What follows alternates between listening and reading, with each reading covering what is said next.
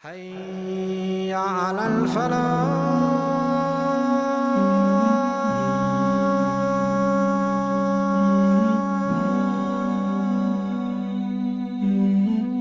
Calamities reminds us that this world is a short temporary place where our actions count far much more in the hereafter.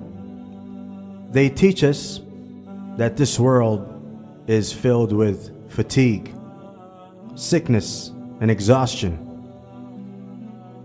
whereas the hereafter is perfectly free of these inconveniences. We yearn for the ease and contentment of the hereafter, and we are motivated to work towards that end. In this video, we will be discussing a short discussion from Imam Ibn al-Qayyim concerning how his shaykh Ibn Taymiyyah would recite the 6 verses of tranquility whenever he would feel under pressure or find himself in straitened circumstances. Ibn al-Qayyim writes that when he tried this spiritual remedy for himself, he too found relief from the agitation of anxiousness he would be experiencing. At the end of the lecture, we will briefly mention the 2 kinds of anxiety that afflict people, and how the Qur'an is a spiritual healing for life's angsts and anxieties. In what is possibly his most developed work on Muslim spirituality, Tazkiyat al-Nafs, Ibn al-Qayyim commences his discussion on the spiritual quality of tranquility, sakina, by saying it's a virtue gifted by Allah through His unmitigated grace. It cannot be earned or acquired through spiritual works and exertion. He then tells us that sakina is mentioned in 6 verses of the Holy Qur'an. These verses are, number 1, Allah said, وَقَالَ لَهُمْ نَبِيُّهُمْ إِنَّ آيَةَ مُلْكِهِ أَن يَأْتِيَكُمُ التَّابُوتُ فِيهِ سَكِينَةٌ مِّن رَّبِّكُمْ. Their prophet said to them, the sign of his kingship is that there shall come to you the ark, wherein is tranquility from your Lord. Number 2, Allah said, ثم أنزل الله سكينته على رسوله وعلى المؤمنين. Then God sent down His tranquility on His prophet and the believers. Number 3, in the Qur'an, He subhanahu wa ta'ala says, when He said to His companion, إذ يقول لصاحبه لا تحزن إن الله معنا فأنزل الله سكينته عليه وأيده بجنود لم تروها. do not despair, for God is with us. Then God caused His tranquility to descend upon him and supported him with invisible forces. Number 4, He subhanahu wa ta'ala said, He it is who sent down tranquility into the hearts of the believers so that they would have more faith added to their present faith. To God is the host of the heavens and the earth, and God is knowing, wise. God was well pleased with the believers when they swore allegiance to you under the tree, and He knew what was in their hearts. Thus He sent down tranquility on them and rewarded them with a near victory. Number 6, when the disbelievers had set up in their hearts chauvinism, the chauvinism of the age of ignorance, then God sent down His tranquility on His messenger and believers.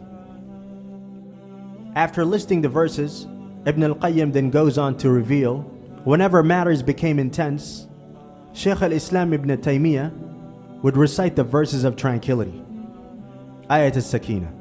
I once heard him say concerning a serious incident that afflicted him during an illness of his. When the matter became acute, I said to my relatives that those around me recite the verses of tranquility. I would then be relieved from this condition, and my heart would be freed of its troubles. I, Ibn al-Qayyim, also experienced this on reading these verses. When my heart became disturbed over something that troubled it, I experienced their tremendous effect in terms of the calm and peace they brought to it. The root of this sakina is the heart's peace, composure, and repose that Allah caused to descend upon the heart of His servant in times of disquieting troubles. Of course, such verses should be recited with an overall awareness of what one is reciting in order for them to yield their true benefits. Ibn al-Qayyim makes this point in another of his works while teasing out the theological benefits and spiritual fruits of the verse. And remember Job, when he cried unto his Lord, affliction has seized me, but you are the most merciful of the merciful. This supplication, dua, combines in itself the essence of Tawheed, manifesting indigence before the Lord, the taste of divine love, and the praise and the flattery of Him, affirming His attribute of mercy, and that He is the most merciful of those who show mercy, seeking the means to approach Him through mention of His attributes and one's dire need of Him. Whenever the afflicted one feels this, his affliction will be removed. Experience confirms that whoever repeats this verse 7 times, especially with this awareness, God shall lift from him his affliction. Ours is an age filled with 2 kinds of angst or anxiety. The first is what is referred to as existential angst, an anxiety and despair born from falsely believing that life is devoid of meaning. Everything is here by some cosmic chance, and that despite our freedom to choose, death is our ultimate end. Therefore, life is pointless. The believer is shielded from such an anxiety because of knowing that life has a God-centered purpose, that death is not the end, and that the good we do, seeking God's good pleasure, even if unappreciated by others, is known by God and accepted and rewarded by Him through His unmitigated grace. In this way, the believer is known to God and loved by Him.